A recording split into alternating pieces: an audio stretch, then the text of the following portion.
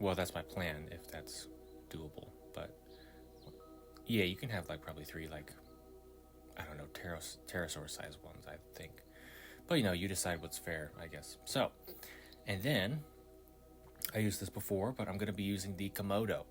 This adds for some armor and some venom and for more iron teeth and for the robust neck musculature.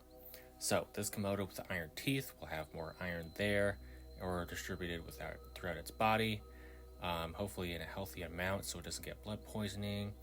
And it adds for a muscular neck, which can help it basically thrash around things with these gnarly teeth over here that I used with the mix between the Spectral and Tropiognathus. So it's got that little dip at the tip of the jaws on both ends, but, well, no, I didn't do it on the top, but it needs to have that nose for good nasal senses. So,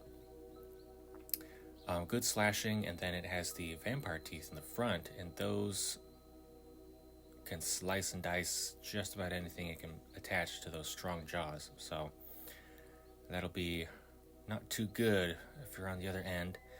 And then this hybrid will have Komodo-like skin basically at the bases of the wing membranes. It's not going to be across all of the wing because you don't want to put scales and thick skin like at the tips of the wings, because that would just kind of complicate the flight. So you need the flight to be undisturbed. And we'll have venom as well because everybody's using venom, I guess. So here we are. Next up is speaking of venom, next up is the opossum.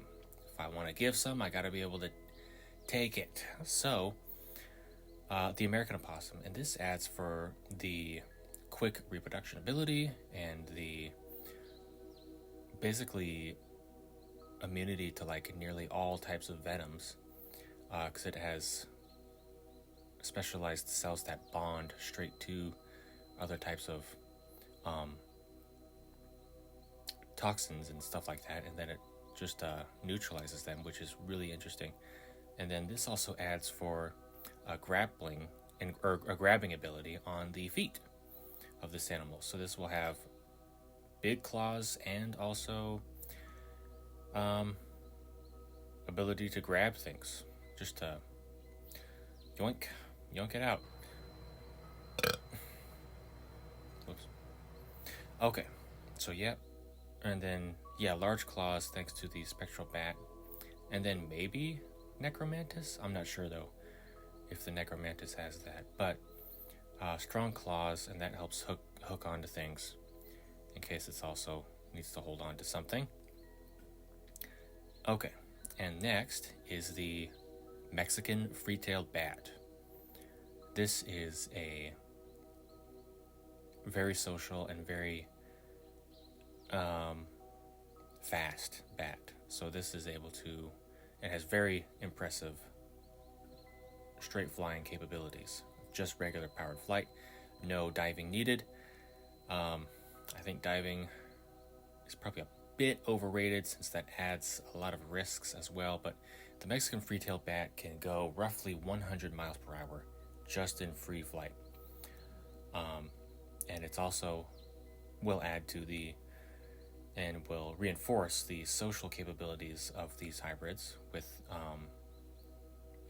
their communication with each other and helping each other out and making sure they all have what they need for the day, similar to vampire bats that feed each other blood if one bat happened, or if any bats that happen to not get enough for the hunting of that night.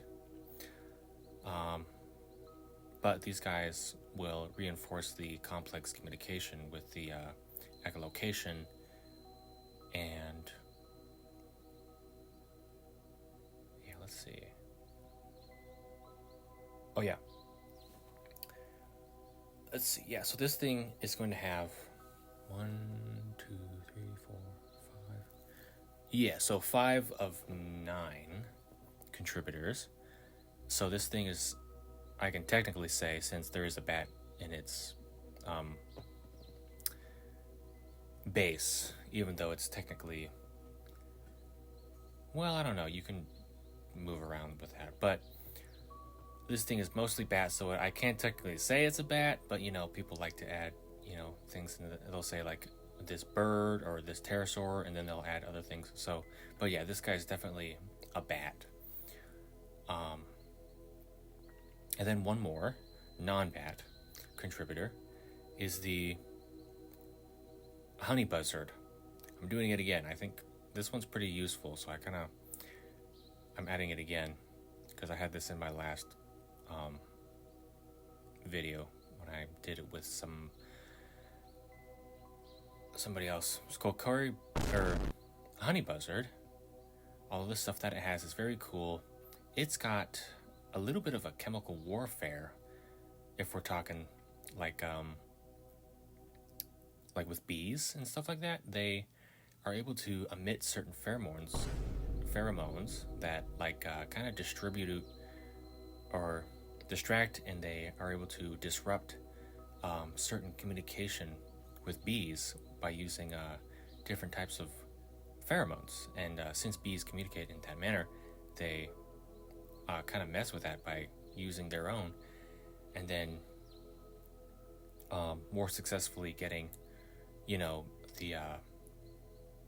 larvae from whatever nest they're raiding. So with that, they also have specialized eyelids that they use to protect themselves from smaller insects and whatever stings that may come their way to protect themselves. And then they have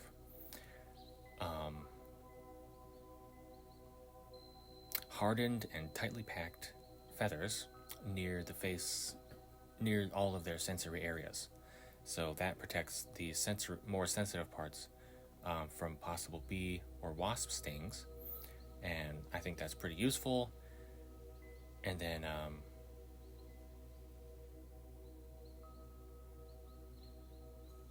this is a bit speculative, but this will allow my hybrid to also reach harder to reach places of its own body if there's anything that's really small that's trying to latch onto it, because since birds, avians, usually have how many, I guess it varies, but they usually have over 9 neck vertebrae, 10, 11 neck vertebrae, but this guy will have 9 neck vertebrae. That's usually my go-to. So 9 neck vertebrae, so that allows for not to have the neck be too wiggly or prone to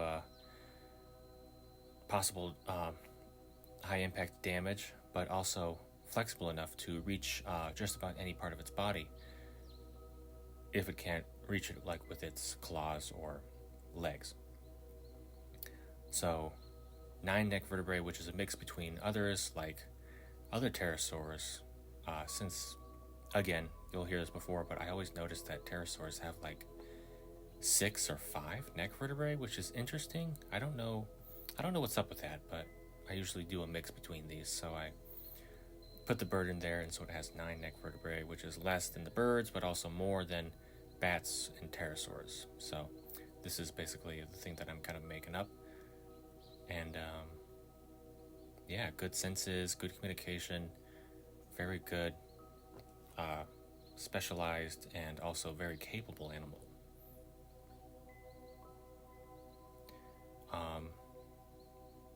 I did see that video by Creature Archives, and I kind of don't really know how those tightened membranes are supposed to work, because you're supposed to have feathers that are connected to the muscles in order to have it work like a rudder, but if it's just membrane, that doesn't really work like that. But I guess everybody's kind of doing competitive speculative evolution at this point, so I don't know. If people put something that doesn't show up in any real animals, then I'm okay, this doesn't really work. But I don't know. I don't gotta be too serious about it, but thank you guys for watching. Hope you guys have a good day.